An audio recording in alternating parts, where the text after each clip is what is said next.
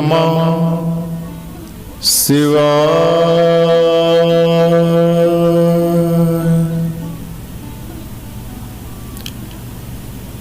आइए आज हम आपको बहुत सुंदर ही साफ सुथरा एक सूत्र बताते हैं, जिसको जीवन में उतारने से आपके घर के अंदर, आपकी जिंदगी के अंदर यह लोक और परलोक दोनों लोगों को पावन पवित्र करने वाला सूत्र बताते हैं आपको। कलयुग का जीव है, इंसान है, मनुष्य है, हर चीज में स्वार्थ चाहता है। तो उसके स्वार्थ को देखते हुए दोनों सूत्र कि उसका यह लोक भी बढ़िया रहे, सुंदर रहे, अच्छा रहे, और आगे का लोक भी उसका सुधर जाए। दोबारा से नाना प्रकार की योनियों के अंदर नाना प्रकार के जूनियां जो हैं उनके अंदर उसको ना आना पड़े। परमपिता परमेश्वर की शरण में, श्री हरि की शरण में उसकी जो आत्मा है वो वहीं विलीन हो जाए। तो ऐसा सूत्र हम आप सभी भक्तों को बता रहे हैं। कलयुग के अंदर बहुत प्रधानता है एक सिद्ध देव की। वो सिद्ध देव कौन है? सिद्ध देव है हमारे हनुमान जी महाराज। आपका यह लोक भी अच्छा रखेंगे और आपका परलोक भी अच्छा रखेंगे। कलयुग के अंदर जीव की इतनी तृष्णा हो गई है, इतना भिखारी हो गया है कि पल पल के अंदर उसे पता नहीं क्या क्या चाहिए, कैसी कैसी समस्याएं हैं उसकी। उन समस्याओं के निवारण के लिए उनको समाधान चाहिए। उसकी जो वृत्तियां खंडित हो गई हैं जगह जगह भटकने से, उस खंडित मन को, उस खंडित जो आसक्तियां हैं उनको एक ऐसा सहारा चाहिए कि वो संभल जाए उसमें और उसका यह लोक ठीक हो जाए। इन्हीं समस्याओं को लेकर वो दिन रात दौड़ता रहता है, भटकता रहता है, कभी कहीं कभी कहीं कभी कहीं। संतों ने तो कहा लेकिन उनकी बातों को ये मानता नहीं। तो घर बैठे आपको बहुत ही सुंदर दुर्लभ सूत्र बता रहे हैं आपको अपनी जिंदगी में उतारने के लिए। इससे बड़ा और सूत्र नहीं है कोई, क्योंकि सारे के सारे सार हैं हनुमान जी महाराज की भक्ति में, हनुमान जी महाराज की शक्ति में, हनुमान जी महाराज की चमत्कार में और हनुमान जी महाराज की ताकत के अंदर। सच्चा मन होना चाहिए, सच्ची श्रद्धा होनी चाहिए, सच्ची भक्ति होनी चाहिए, बनावटी बात नहीं होनी चाहिए। भक्ति के अंदर आपकी, हम 100 नहीं कहते लेकिन कम से कम 50-60% तो आपकी भक्ति के अंदर सच्चाई होनी चाहिए। अगर आपकी भक्ति के अंदर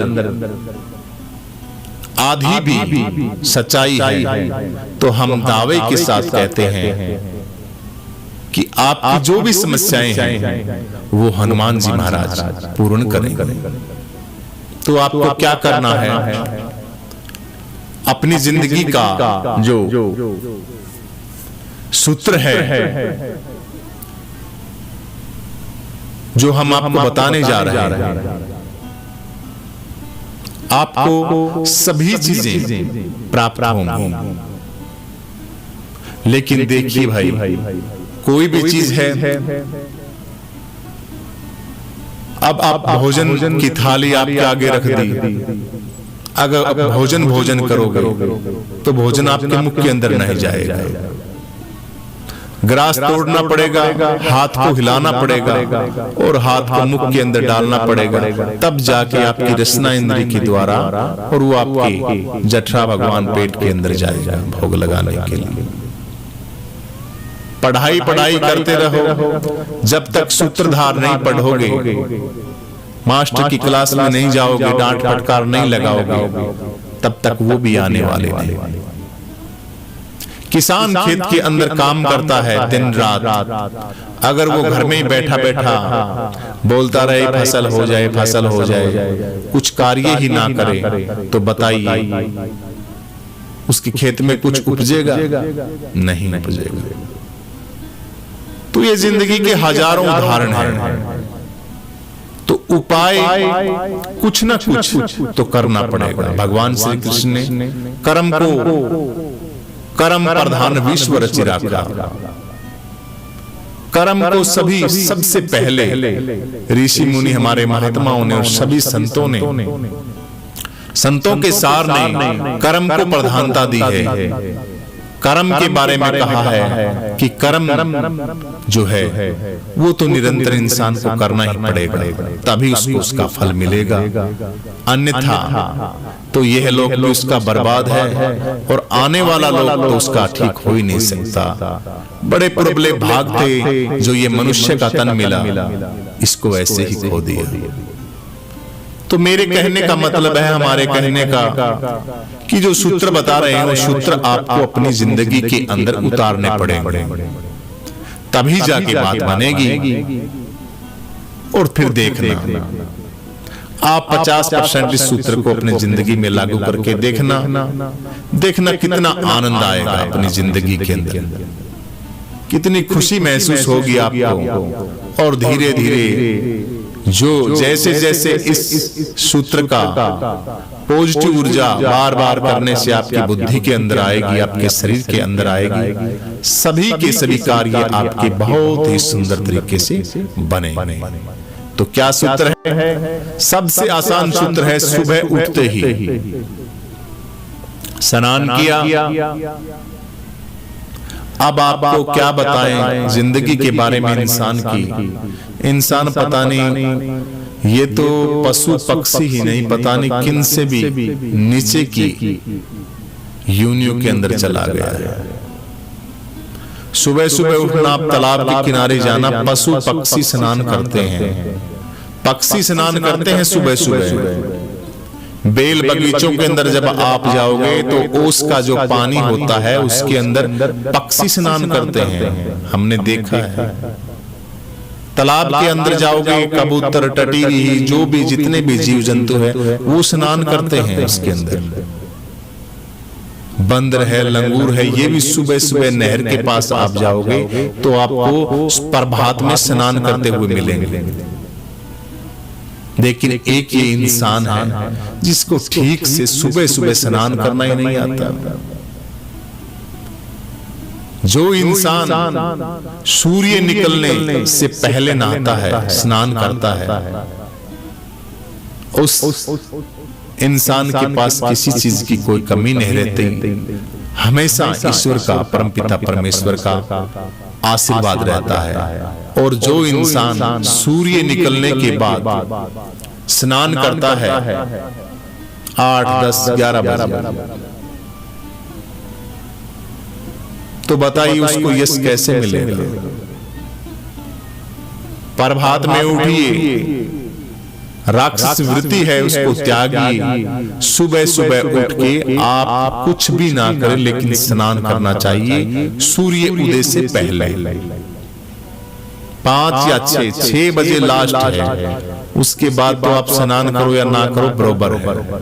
6 बजे से पहले आपको स्नान कर लेना चाहिए। स्नान करने के बाद अब इसका भी बहुत बड़ा महत्व है स्नान का, कि क्यों करना चाहिए स्नान। स्नान इसलिए करना चाहिए, हमारे शरीर की जो त्वचा है, इस त्वचा के ऊपर करोड़ों खरबों जीव रोज, जिनको हम क्या नाम ले उनका, मतलब कि पसीने के रूप में जीवाश्म होते हैं, गंदगी के जीवाश्म होते हैं।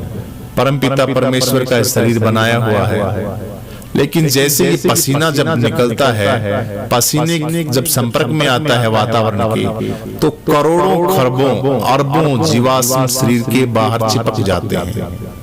पूरा शरीर सारा का सारा गंदगी में हो जाता है आपका। अब उस गंदगी में शरीर को लेके आप कुछ काम करोगे, कोई भी चीज करोगे, तो बताइए कैसे होगा। सबसे पहले शास्त्र ने, संतों ने, महात्माओं ने तो ये बताया कि 1000 काम छोड़ के और स्नान करना चाहिए आपको। लेकिन हम उस चीज को नहीं समझ पाते और ना ही अपनी जिंदगी में उतारते। उसका दुष्प्रभाव ये होता है कि इंसान के अंदर जो वृत्ति है, जो उसकी उस तमोगुण वृत्ति को छोड़ जाती है और रजोगुण तमोगुण के अंदर पूरा का पूरा शरीर हो जाता है। इसलिए सुबह सुबह उठने से, जब आप सुबह उठ के स्नान करोगे, स्नान करने के बाद वो जितनी भी गंदगी है वो पानी के संपर्क में, जल के संपर्क में आने से वो धुल जाती है और शरीर पवित्र हो जाता है। 50% शरीर वैसे ही हल्का फुल्का हो जाता है। तब आपका माइंड भी बढ़िया रहेगा, दिमाग भी बढ़िया रहेगा, शरीर बिल्कुल हल्का हो जाएगा। उसके बाद आराम से आइए, जो मंदिर की आपकी जगह है, चारपाई है, जहाँ पे प्रतिमा है परमपिता परमेश्वर की, या जैसे भी आपकी साधना का जो भी स्थान है, वहां आराम से बैठ जाइए। याद है तो याद कीजिए, और अगर याद नहीं है आपके तो एक छोटी सी बुक लीजिए। किसकी? श्री हनुमान चालीसा की। हनुमान चालीसा का महत्व बता रहे हैं आपको कि कितनी ताकत है इसके अंदर, इतनी भयंकर ताकत है इसके अंदर, जिसका हम आपको हमारे मुखारविंद से बता नहीं सकते। हनुमान चालीसा में कितनी ताकत है, कितनी जगह पूरे ब्रह्मांड के परमपिता परमेश्वर का वर्णन आता है हनुमान चालीसा के अंदर। आपके मुखारविंद से कितने संतों का मुख से शब्द निकलते हैं ईश्वर के। पूरी रचना, पूरी जीवनी, पूरा सार, सारा का सारा हनुमान चालीसे के जितने दोए हैं, उनके अंदर एक एक शब्द के अंदर एक एक ग्रंथ डाल रखा है स्वामी तुलसीदास जी महाराज ने। जब वो वाणियां आपके शरीर के अंदर प्रवेश करती है, तो एक वातावरण की एक्टिविटी होती है, पॉजिटिव ऊर्जा की। जब आपका स्विच लगेगा हनुमान चालीसा के इस ग्रंथ के अंदर, तो आपके शरीर की जितनी भी नेगेटिविटी ऊर्जा है वो सब खत्म हो जाएगी धीरे धीरे, और आप चार्ज होने लग जाओगे। सारे विषय भोग, विषय वासना सब की सब आपकी खत्म हो जाएंगी। जो दिमाग के अंदर जितनी गंदगी है, धीरे धीरे जब आप करता अभ्यास की जड़मती हो सुजान, रस्सी आवे पाट पे कर देती है निशान। सूत की रस्सी पत्थर पे निशान बना देती है।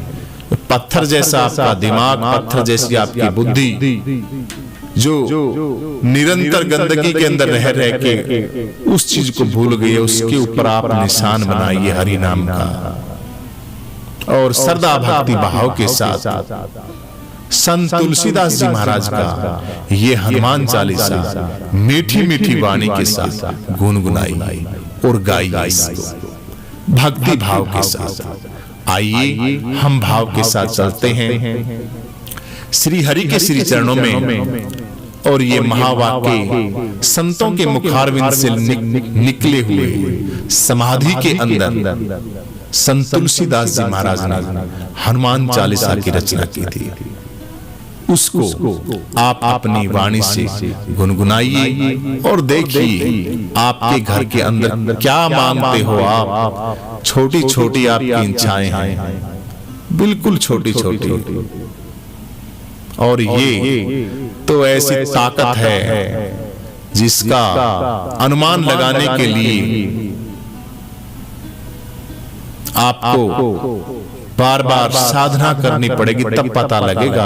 हमें तो पता है भी इन महावाक्यों के अंदर कितनी ताकत है, लेकिन जोहरी होता है उसी को पता होती है वस्तु का। और जो बेवकूफ होता है वो तो वैसे ही डाल डाल के लाल को फेंक देता है।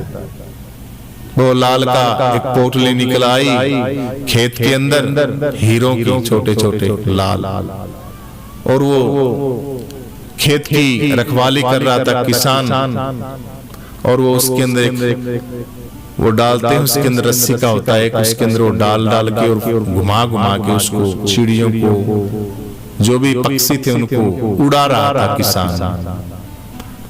सारी उड़ा दी, छोटे छोटे बाटे से उसको तो कंकर लग रहे थे, लेकिन थे बेशकीमती चीजें उसके अंदर, लाल थी। दो चार रही कोई महात्मा, यार क्या कर रहा है भाई, क्या कर रहा है, क्या कर रहा हूं जी, घर की खेत की रखवाली कर रहा हूं। अरे खेत की रखवाली को ये कहां से मिला? ये तो बोले हमने यहाँ खोदा था, ये नीचे निकल गया, कुआं खोदा था पानी के लिए, नीचे निकला है ये। अरे बेवकूफ, ये बड़ी बेशकीमती चीज है, इसको तू ऐसे क्यों गवा रहा है? क्या कीमत है? तू इसको ले जा बाजार के अंदर, फलाने फलानी जगह पे बताई दुकानें बढ़िया बढ़िया लोगों की, वहां जाके कुछ भी ले आ। अब जाके उस दुकान के अंदर जब वो वस्तु दिखाते ही सबके होश उड़ गए, ये तो बेशकीमती है, इसकी कोई कीमत ही नहीं है। मेरे को ये दे दो, 1 किलो आटा दे दो, चीनी दे दो। अरे भाई तुम कुछ भी ले,